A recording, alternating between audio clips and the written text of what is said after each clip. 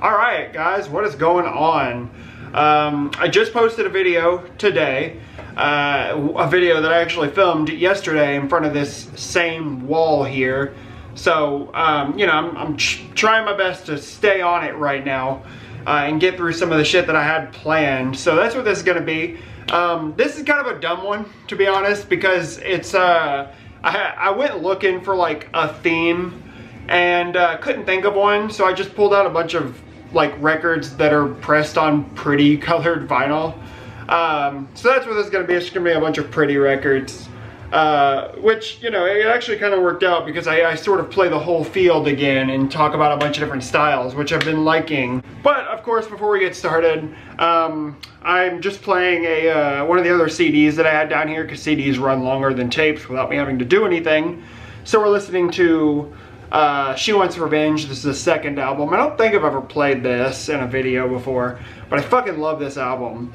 Not as much as the first one, of course, but you know, that's fucking too high of a standard for anything following that record to uphold to. Alright, let's get started. The first thing we're going to talk about here is a record that just got the very first like standalone vinyl press.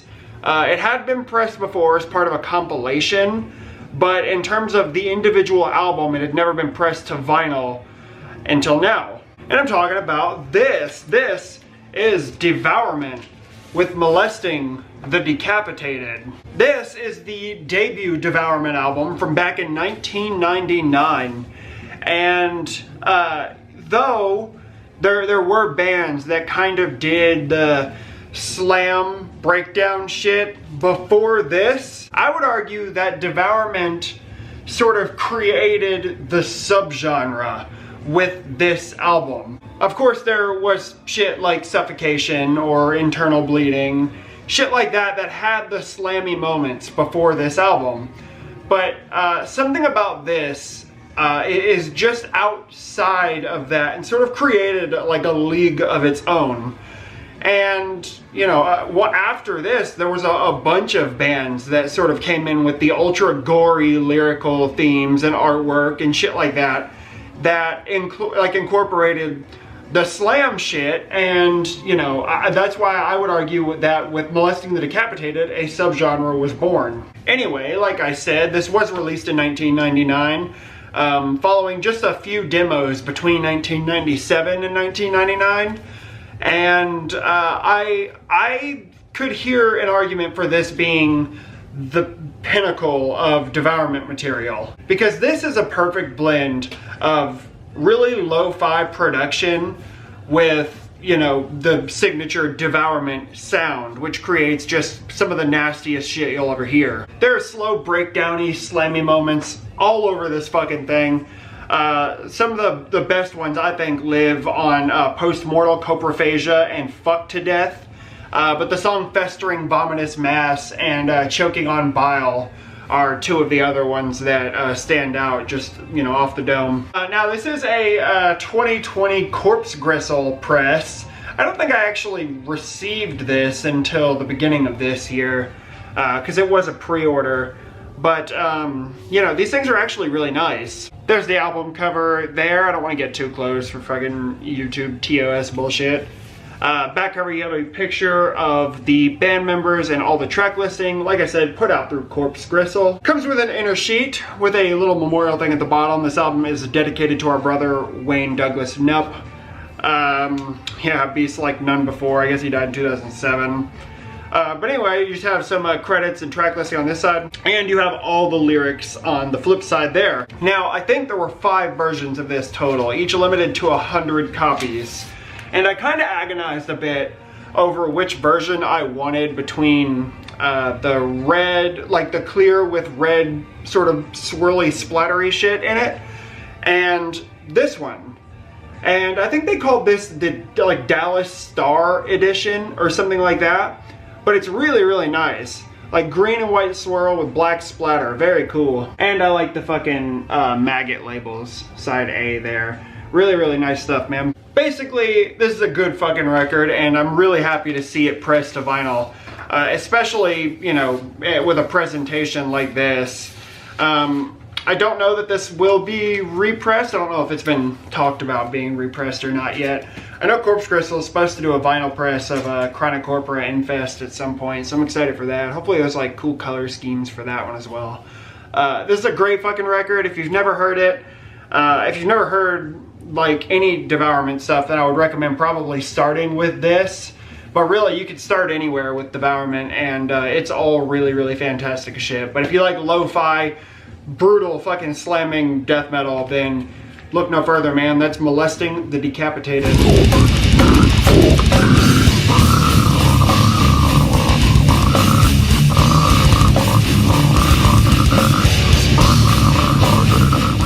Alright, next up we're going to be talking about something of a comeback album from a band that hadn't released a full-length record in over 11 years. And I am talking, of course, about Macabre with Carnival of Killers. This is the 6th full-length LP from Macabre from last year in 2020.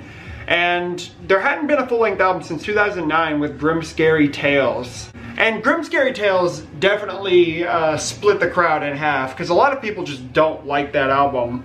And I guess I get it, but this is definitely a continuation of the silliness that existed on Grim Scary Tales, which I happen to like. This album, I would say there is a pretty heavy emphasis on like the silly kind of kid songs. The song Joe Ball Was His Name, Them Dry Bones, Wheels on the Bug, shit like that. Like, you know, they're basically just Macabre spins on kid songs, which is fine. And Macabre doesn't use it so liberally that it, you know, for me anyway, is overbearing or annoying. Because most of the songs here are definitely like, you know, Macabre metal songs, which I absolutely prefer. My favorite song on here is probably The Lake of Fire. But the song Your Window Is Open is another one of the really good ones, and that was the second single, I think. But, you know, with all of that said, Macabre just doesn't really fit into any one genre of music, because the songs here vary so wildly. But this is a really good one, man. I'm happy that Macabre came back with another record, even if it is sort of a picking up point from where one of their least revered albums left off. But there's the album cover right there. It's just a lot of fun, a lot of little neat details with all our favorite fucking serial killers. I like the back cover quite a lot with the fucking circus tent and all the track listing. This is, of course, put out through Nuclear Blast Records. The gatefold is super fucking cool. I really like it. It's kind of just, you know, it's all the circus themed, but of course this is sort of like almost freak show style posters. Really cool, man. Yeah, I love it. It does come with an inner sheet that has like cartoon versions of the band members and all the lyrics. And on the other side, there's another picture of the band. It looks more like a painting. But yeah, Macabre always has like silly fucking band shots like this. And the vinyl itself, I think they called it Splattered Clown. But it was limited to 300 copies. And as you see, it's just clear vinyl with like a multicolor splatter. Yeah, very nice. This one took forever to fucking actually finally ship. I think like 4 or 5 months. And it took like 2 or 3 months after the release of the album for me to actually finally receive mine. But yeah, man, this is a really fun record, as all Macabre albums are.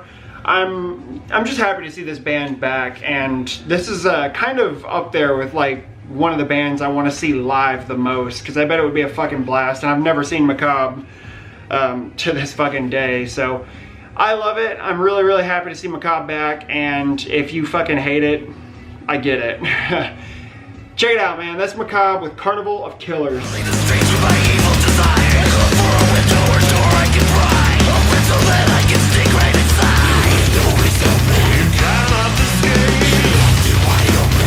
Alright, moving on. This one is a live record, and this one felt a little bit like a personal middle finger to me, considering that this was released very soon after the cancellation of the Louisville show of Panopticon. This is Live Migration.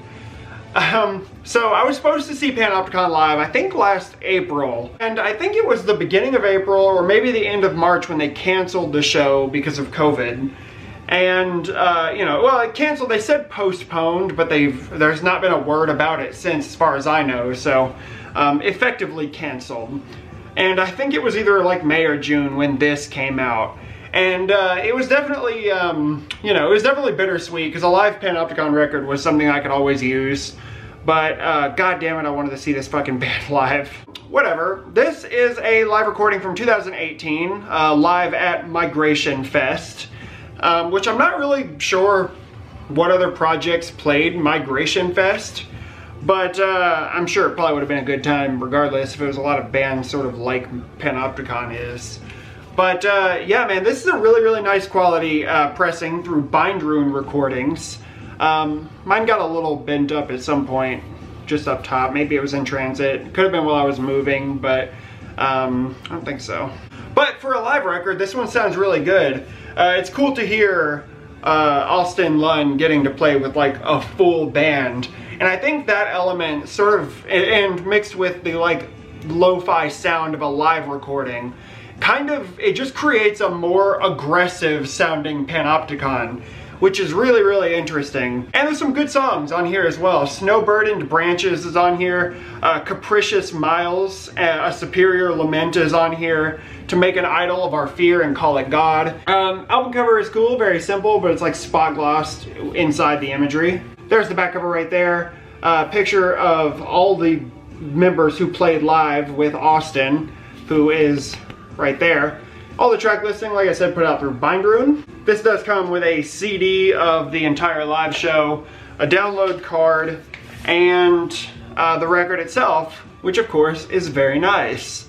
This is a clear vinyl with purple and orange splatter. I don't think there was any specifications on like limitations or anything like that. Something's telling me it's fucking like 500 copies or something like that. But side D, the label is just some guy, and it says, "Sorry, Pat." I don't know what that's about, but it's quite funny. But yeah, man, a live Panopticon record. I'm glad to see it happen. And I know Panopticon is going to be releasing another album this year in 2021. So I'm over the moon for it. I'm excited to hear whatever this project does next, because it's all been fucking incredible over the last 4 or 5 albums or so. So I'm stoked on it. I'm sure you know Panopticon. If not, probably don't start with the live record. But for all the diehards, this one's for you. That's Live Migration.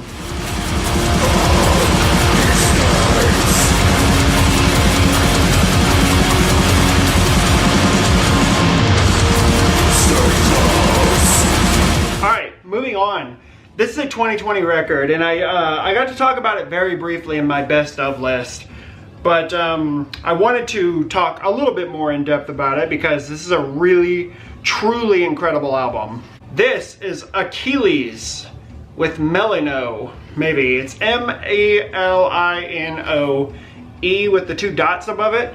I'm not really sure what sound that one makes, but yeah, from what I understand, it's supposed to be like a Greek goddess or something like that, but I don't really remember the details. If I do, I'll put it on screen now.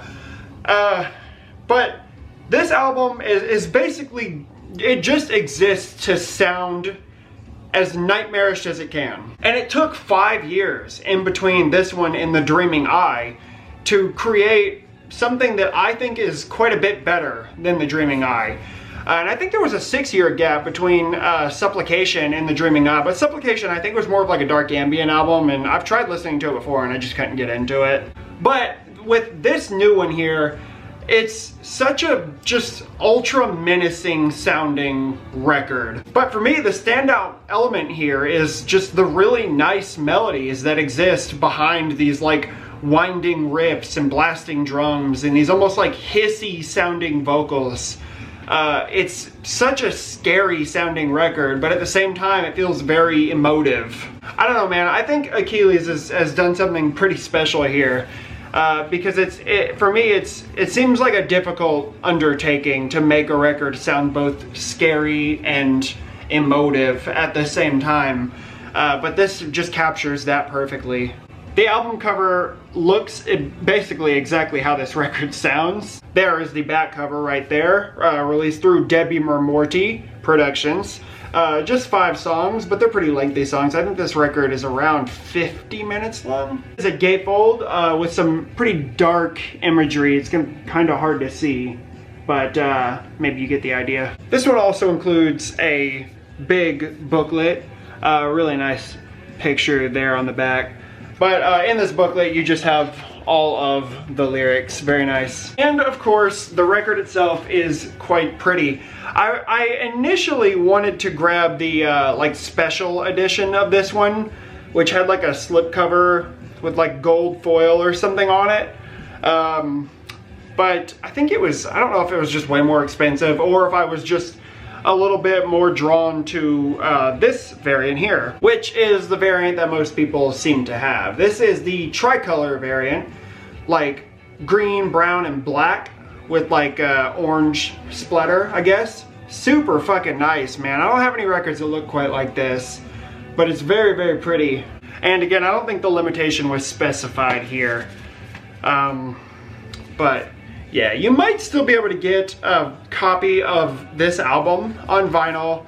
Probably not this version, maybe just a standard black or something like that, but you probably fucking should, because this is a truly, truly incredible album. So absolutely no excuses. If you like scary music, Achilles makes scary music, and with this album, they've basically perfected it. So check it out if you've not heard it. That's Melano.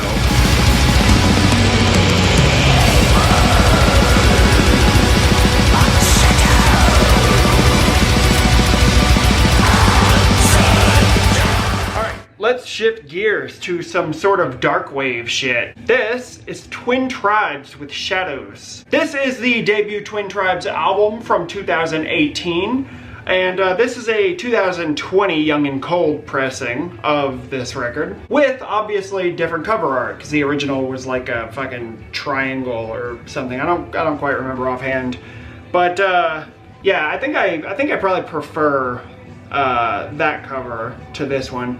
But regardless, I absolutely love this record. I absolutely love this band. And I don't know if anybody else has any records that sort of feel nostalgic upon first listen. You've never heard it before, but for some reason it just feels nostalgic. And for me, this record does that perfectly. I love it. I love the vocals, how they're super reverbed. It's almost just like an echo at the end of every line. I like the beats, and I like just the song structures in general. But for me, my favorite part about this is just this strange feeling of nostalgia I get listening to this. And this is another record I could say feels quite emotive. And obviously with something like this and the lyrics, it really plays into that. But, you know, that mixed with just all the synthy shit on here, it's so goddamn good. And I'm so fucking curious to hear what this band does next. There is an LP up for pre-order now called Altars, but it's not a new album. It's just other bands kind of remixing Twin Tribes songs in their own style. So if you kind of remember that She Passed Away X record that I showed months ago, it's basically like Twin Tribes' version of that. But anyway, there is this album cover here with both the guys from the band. Silhouettes on the back, all the track listing, like I said, this was put out through Young and Cold Records. Does include a download code and an inner sheet with, again, the band members and all the lyrics. It is just a single-sided inner sheet. And the record itself is really pretty. I think there were 2 versions of this as well, but I don't remember what the other one would have looked like. Maybe it was purple. Maybe it was just purple. I don't remember. But this one here is white with purple splatter. Looks very, very nice. 300 copies, if I didn't say so already, which I think I might have. Yeah, man. Really pretty. In short, a really, truly incredible record by my standards. And some of my favorite Twin Tribes material so far is definitely on this one.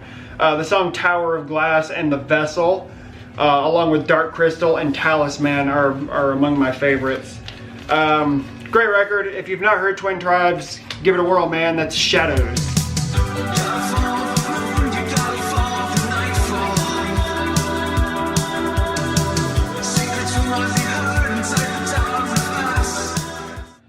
Let's shift gears again. This one's totally different from everything we've talked about so far. This is a gore grind record that came out last year. This is Miasmatic Necrosis with Apex Profane. Now, so far, this is the one and only release from this project, and it came in the form of a full-length album. But it is quite a short full-length album. I think there are 21 songs in 22 minutes here. So, short, fast songs that sort of get in and get out. This is basically like a machine gun fire in terms of the music itself. And the vocals on this are kind of like a crunchy, gurgly style vocal. Sort of reminds me a bit of like Pissgrave or Revenge. But with all of that said, there are some really good riffs on this one, man, that come out of the mass of noise that is this album. There's some really good riffs on this one. Now, for me, where something like this sort of gets lost in the mix of all the other shit I like to listen to, I feel like every one of the songs here are sort of the same flavor of fast and mean, but it's not really a complaint when, you know, it's just such a cool fucking sound. But when a gore grind record catches my attention, which doesn't happen super often, but when it does, you know, I sort of end up getting really into it, and this is one of those. Just a great record. Absolutely fucking fantastic album cover. I really, really love this. Skull, guts, there's like a chalice with some type of like pendant in it, but you got like surgeons fucking with it. Very cool. And there's the back cover right there. You have a shot of the fucking logo and another image of what's on the front. Like all these guts on this book with a scalpel. It's put out through, what is it, P2? I think it's P2. Yeah, I don't know if you can still get a version of this or not, but there were two versions, and I don't remember what the other one looked like.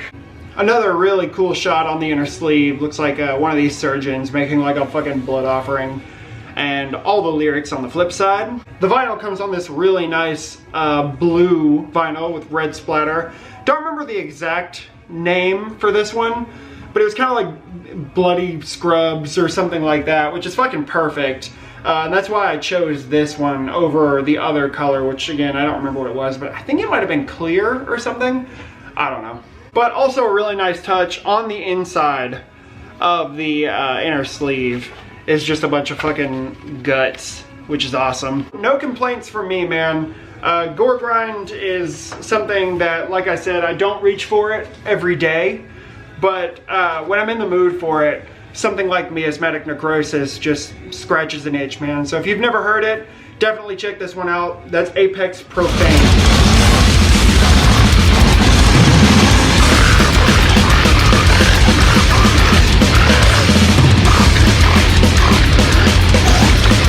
Alright, let's finish this shit off. And this last one is actually a 10-inch record. A recent repress of a 1990 demo through Extreme Music, and I am talking about Incantation with Demo 1990. So, Incantation has always just gone right over my head. I never really got it, and then last year I picked up the new album, which also could have probably fit pretty nicely into this video. The record for that one is unlike any of the other ones that I have too. But, you know, I played that record and I liked it a lot, and it got me curious about the shit that I had sort of tried years before and didn't like.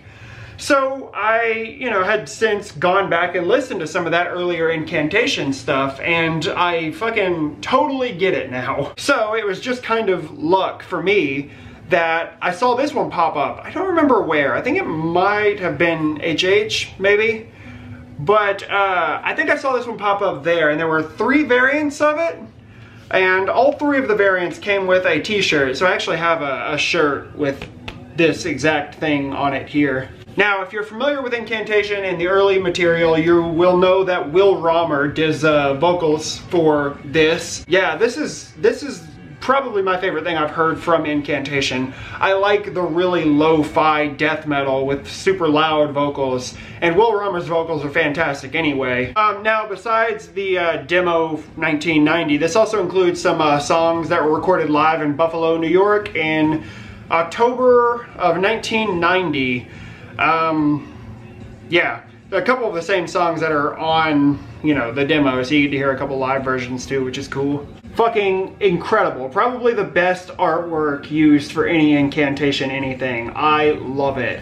That cover right there, you've got a shot of the band, all the track listing, put out their extreme music. This includes an inner sheet with a bunch of like demo tapes and shit like that on it. Very nice.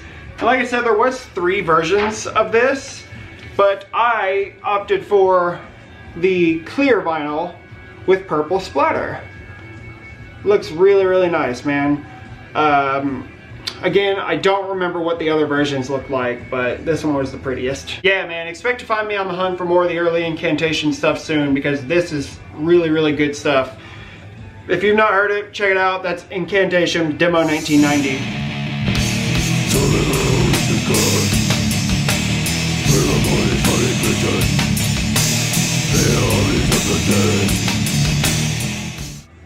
That's it, man. Another 7 records down. I'll probably have this one edited today because I don't have anything else going on. So thanks for sticking around, and we'll be back soon, guys. Later.